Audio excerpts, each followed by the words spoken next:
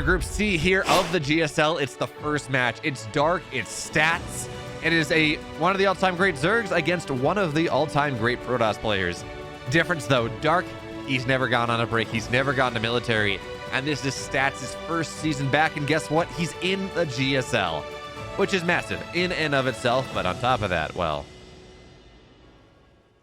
he's been looking pretty solid. I mean, qualifying to the GSL your first season back is really no mean feat. It really is impressive. So I'm excited to see what Stats is going to go for. I mean, clearly he's up to date with the meta as we see him blocking the hatch just a little bit. Although as we say that, Dark, he's going to pull the old bait and switch. Stats goes and scouts into the main base, and Dark just delays his hatch. He delays his hatch a little bit. He goes up to 18 supply before it takes the hatch. Just baits Stats out a little bit. And I'm going to be very interested to see what exactly Stats makes of this. Oh, wait, you know what? We were forgetting something. Why, hello? Let me fade myself in. By the way, as we look at this series, because again, this is Dark and Stats, as we look at this series, head-to-head wise, I'm really surprised at the head-to-head, because this is all Legacy of the Void, nothing before then. But remember, back in 2019, I think it was, Stats was in the finals of BlizzCon. He faced off against Cyril. I mean, he didn't win, but Cyril was so dominant that year that it's just like, what are you gonna do? You know, dealing with Cyril at the height of his power was just straight up impossible. He won like 76 series in a row against Protoss, something like that. Really just insane.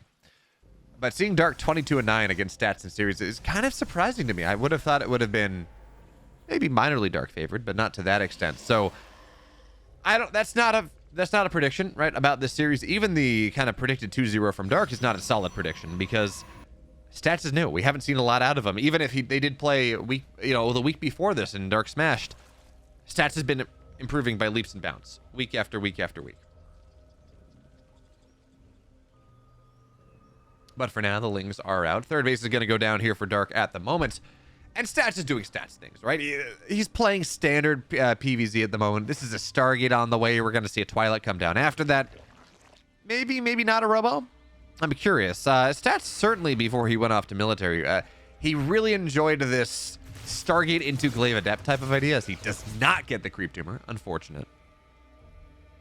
But he was a big fan of this Glaive, or this Stargate into Glaive Adept idea. This whole this concept of you go Stargate, that forces a lot of greed out of the Zerg because they don't think you're going to get aggressive that early. And yeah, you don't get a Robo, but you do run across the map with 6, 8, 10, 12, something like that amount of Adepts. And then when you have Glaives and they do damage and you're already expanding behind that because you didn't get the Robo, and it's kind of this nice intermediate pressure build. Although we haven't really seen it nearly as much as we did right around when Stats went to military, I think is a fair judgment. But for now, third base going down pretty much as quick as possible. And with the Oracle here and the Adepts on top, Lings will not cancel this.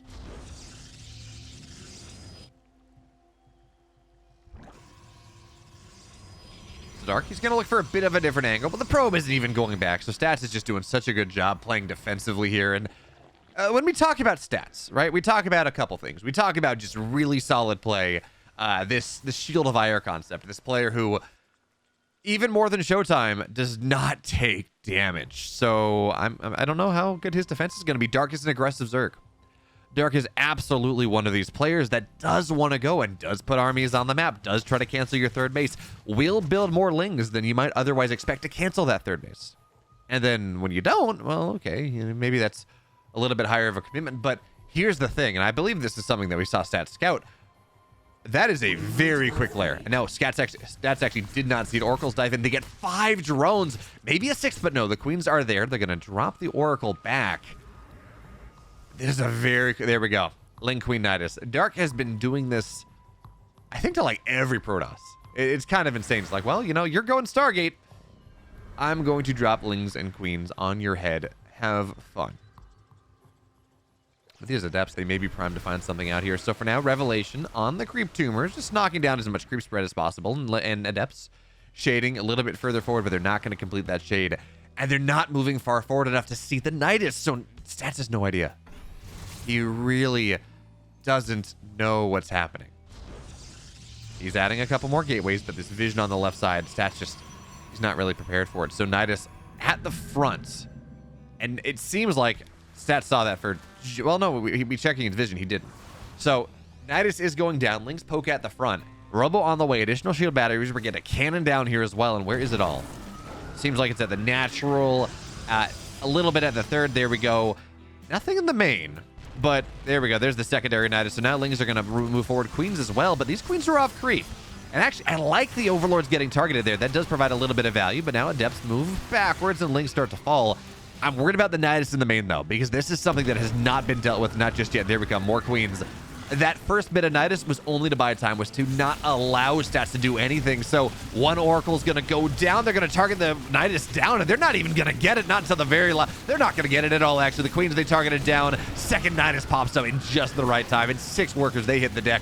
Now, we do have units on the high ground here. Oracles, they continue to kite away, but at this point, the main base has been broken, and more importantly, there is creep here in the main. The Queens can transfuse, they can drop creep tubers, they can do whatever they want, and yeah, the Adepts are out, but this main base is broken. The Oracles are down, or they're out of energy, even if they're not dead. And Stats does not have his main base anymore. Not at all. He's going to continue to warp in more, or to move more in. The Darkies, he's going to get more Lings, get more Queens. And he has the option of probing up or droning up behind this, but he's not. Not at all. 20 workers are on the way here, or 20 Lings, excuse me. And we're just going to see more and more into the Nidus. And with this concave as it is, I mean, Adepts are warping in on the high ground. That's something. There's actually not a lot of Lings. Not just yet, but there we go. Stats pops out. Dark takes map 1.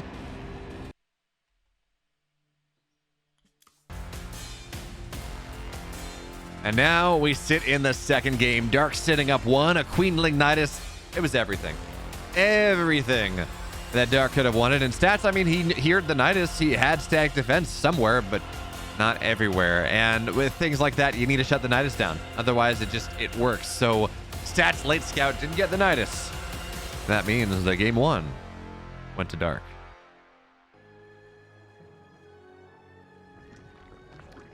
In game 2, ooh, proxy hatch aggression coming out of Dark here in his game. So we see hatch gas pool. Everything is expected, except that there's a hatchery on this side of the map. And Stats. Now, he knows that he does have to go for a quicker wall. He doesn't quite know what's happening just yet, but he knows he has to go for a quicker wall. There really is no other option. He saw the pool timing, he saw the gas timing, and he knows there is no natural, or he knows there's no hatch at the natural or the third. And now, well, he also sees the pool, or he sees the hatch. So Stats is well aware what's happening here. We're going to get a pylon on the high ground, potentially for a second wall. It's going to be interesting to see. Zealot going to get made, but he's saving chrono energy. That, or he just chronoed out of the main a little bit. Oh yeah, he's saving chrono energy. It's all about the Stalker. It's all about the Adept that pops out. And there we go. So there's the chrono on the warp gate. Stalker's or on the gateway. Stalker's on the way here as well. And this is gonna, okay, so this is gonna be Roaches. This is gonna be for Ravagers. This is gonna be more committed even than I thought it was. Well, committed at a different timing than I thought it was gonna be. So my read on this said, okay, well, it's going to be Lings, it's going to be drones, it's going to be Queens, it's going to be a Spore Rush, something like that. I wasn't really paying attention to the gas count all that much, but instead, no. Dark, he's getting some Roaches out eventually. Zealot's actually getting really good damage on this hatch for the start of it, and Speed's only halfway done. So it's now incumbent upon Stats to get as much damage to the proxies as possible before Speed is done, before the Roaches pop out, before it really becomes impossible to fight beyond the wall. So for now, it's half damage on the hatch. That's pretty nice. That does mean that there's theoretically a little bit more of a timer on this before things really start to happen. Before, if Dark ever gets pushed back, I mean, with the hatch getting as low as it is, that does give an opportunity for Stats to really shut things down. But now Lings, they're looking to move forward, and Speed is not done. So these Lings they're good, but they're not great. Not just yet. There we go. Speed in 10 seconds. The hatch is actually pretty low here. This is looking like a pretty reasonable hold for Stats for the most part. Is now the Lings are going to go down here. Roaches as well. There's one Ravager, but it is very exposed, so it's going to get knocked down as well, and or at least, you know, take a lot of damage and be forced back. So at this point with all these shield batteries, it feels like this hatch is pretty close to going down. And at this point, really, it is all about the Speedlings getting on top of the Stalkers. They get really good surrounds, but the Stalkers, they might throw their way out anyways. File hits, but it doesn't matter. The shield batteries are there. Lings are going down. Shield battery keeps the Adept alive until the very last second, and now here we go. Ravagers are still doing what they can, but they're taking so much damage here. And dodge out. Ravagers stay alive. Ling's looking for the counterattack. We're looking for the surround. Excuse me. And Dark just kind of realizes that this is not working. He tries. It doesn't work. Stats ties us up. We're going to game 3.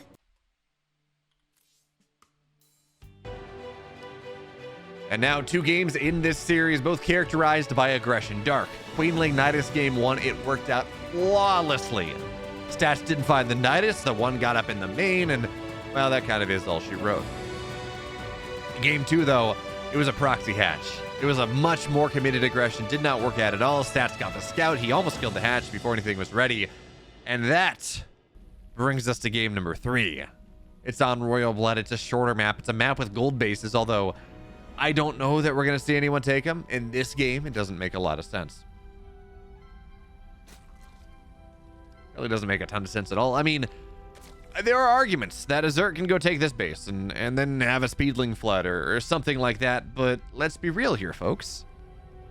You put 2 Adepts on this side of the mineral wall, and it's not good. The Adepts kill it. The Adepts deny so much mining, and it just really ends up not being worth it. So I don't think we're going to see that. In fact, Dark, he's taking his natural at his 3rd, as every good Zerg is going to do on a map where they get hatch blocked. So this game is going a little bit more sane. It's not guaranteed sane, but it's getting a little bit closer. Just a tiny bit.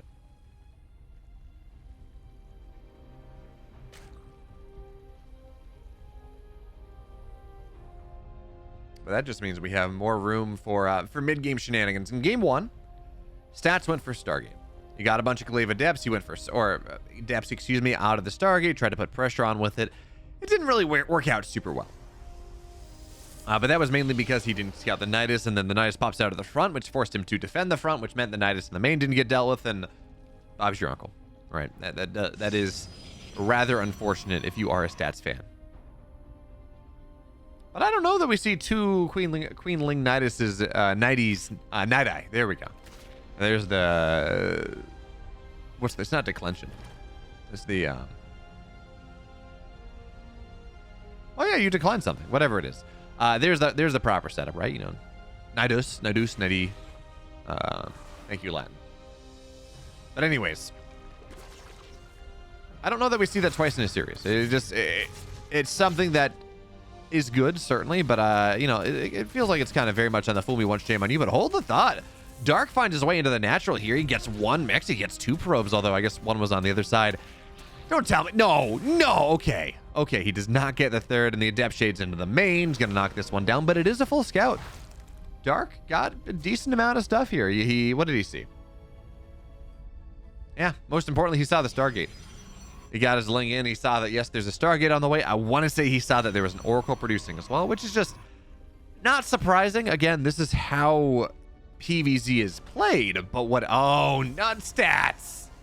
Not again. That's a low probe. So we're going to see a couple more go down, and he pulls probes. 1 probe actually hits the deck, and Oracle retreats. So it seems like it's only going to be 1 dead probe, most likely, as the Adepts and the Oracles are here to defend, but this is not an Oracle on the other side of the map.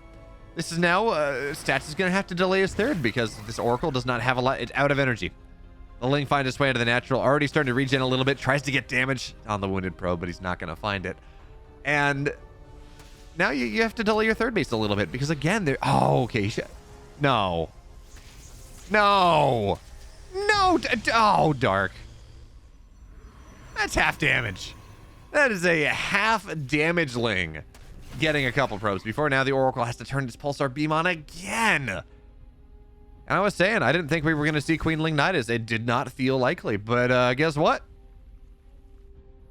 That's a quick Nidus. That's a quick lair once again. It seems pretty likely here the Dark's going to do the same thing in game 1 as he did in game 3 as he did in game 1 because it worked.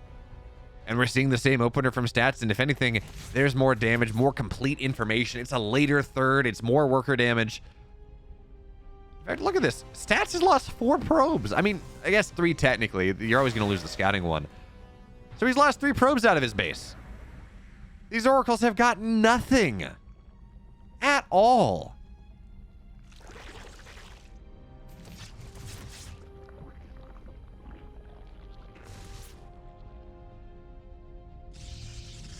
Now Stats is just going to have to weather the storm. He's got a Forge on the way, a Robo, you know, all these wonderful things. But, Oracles, I mean, that is damage, certainly. But Stats needs to find his way into the natural. Okay, he sees the Knight, or he sees the Roach Roar, and now he sees the Nidus. Now Stats can prepare, and he gets 7 workers. So, by far the most important thing that Stats has done in this series. He gets the Scout off, he knows what's happening, and yes, he does lose an Oracle for it, which is not really what you want.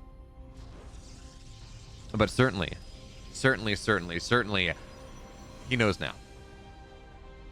And that is, you know, knowledge is half the battle. Knowledge is 2/3 of the battle. He also knows that this is not Queenling Nidus, by the way. He knows that this is Roaches. He knows that he saw the Roach Warren. And that should be enough. So now the Nidus is going to go down to the front. We're not going to see shenanigans in the main. Dark knows that that's not a likely possibility anymore now that it's been scouted. But this is Smash Mouth. This is Nidus already. We're going to see a bunch of Ravagers move into it. Roaches and Queens on the other side. And how much static defense do we have at the third? We got cannons, actually. We got a couple shield batteries, but here's the problem. The pylons are at the front where the Queens are going to push. So this is not... You might be thinking, great, this is static defense, but it's still really, really rough. Even still. So the Queens, they're going to take some damage here. Nidus pops up on the left side. Oracles have to deal with that one. They dealt with it once. Probes are now going to get pulled. So Stats is responding much better in this game number 3 than he did in game number 1. But the Nidus, it seems like it's going to go up anyways. Stalkers get on top. How much pops out here? Only a couple links. Okay, good job there, Stats. He's okay. And on the left side, these Ravagers continue to find value, but they're not there. They're not punching in, not just yet. We're going to see Biles rain down, not get anything. And now the cannons are up. But the problem is Stats has so much of his army in his natural that it's really hard to deal with his Nidus right in his face. More and more stack defense goes down. And Stats actually going for a bit of a counterattack here onto the other side. A couple of depths, but he doesn't... You just have to defend your Stats. If you lose a base and you get money on the other side, it's not worth doing. The drones are pulled away. Sure, it's now a 2-base mining on Dark, but Stats, he's going to lose that third base. Dark will be able to remine. He'll be able to re-drone out of this. And the Adepts, actually, they're going to shade all the way through, but this is into Queens, this is into Roaches, this is where the Nidus is. So it's only 6 dead workers for 4 or 5 Adepts and a third base. And yeah, Dark is going to push a little slow, but that is not what you're looking for. I respect Stats' idea. It makes sense if your opponent's attacking you, attack where they're weak. Because technically, if they are moving onto your side of the map, they're not going to have a lot at home. But that's not how a Nidus works. You can put all the Queens back in the Nidus instantaneously and go defend, especially as Dark has been so aggressive with his Nidus placement. So it's really not all that far away. So again, Biles hit the Warp Prism. They get an Immortal as well. They don't die, but they do get hit. And now, well, the Nidus tries to pop up on the left side, and Oracles do most damage to it, but not all. And now this wall is going to go down here as well. And Stats was doing such a good job of defending. He was doing such an incredible job of defending. But even still, Dark finds the salient point. Stats throws units away that he can't afford to lose. He can't bring his army together. And now the Biles goes. Blink is done. Technically, this army is intensely powerful, but Stats, or Dark, he's not going to make the mistake of attacking into a well-defended natural. Not when he can deny both third bases for forever. Keep creep on them even. So good luck ever getting anything. And behind this, Infestation Bit's down. It's going to be Swarm Host play because Dark is just a jerk. There is no better way to say it. Dark is just obnoxious here. He's making it almost... He's removing pretty much any shot of Stats to come back into this game. You know what's a good scout? Stats sees that, yes, there is, in fact, an Infestation Pit. That's very nice. But he can't build the army anymore. That kind of really is the problem. The Nidus are... The Locusts are going to pop out. Stats will not be able to find his way on the other side of the map to pressure. And equally as importantly... I don't think he can fight this army. I don't think he can fight the Locust. It's 16 Stalkers and an Immortal. There's no splash here whatsoever. And the third base goes down again. Well, it's not dead yet, but there we go. There's the cancel. So, Disruptors are nice. You know, they can deal with Locust a little bit, but there we go. Stats, can he make this fight happen? Disruptors on a bunch of the Ravagers, actually, and Oracles on the backside are going to be so nice. But now here come the Locusts moving in, and we're just going to see them leap on top of everything. Now, Warp Prism saves are fantastic, absolutely, but the Shield Battery overcharge is going to go down. Locusts are killing everything. It's just a modern-day plague. And Stats, it does not work out for him, despite all of the defense that he had. And Dark, he moves on to the winner's match, 2-1.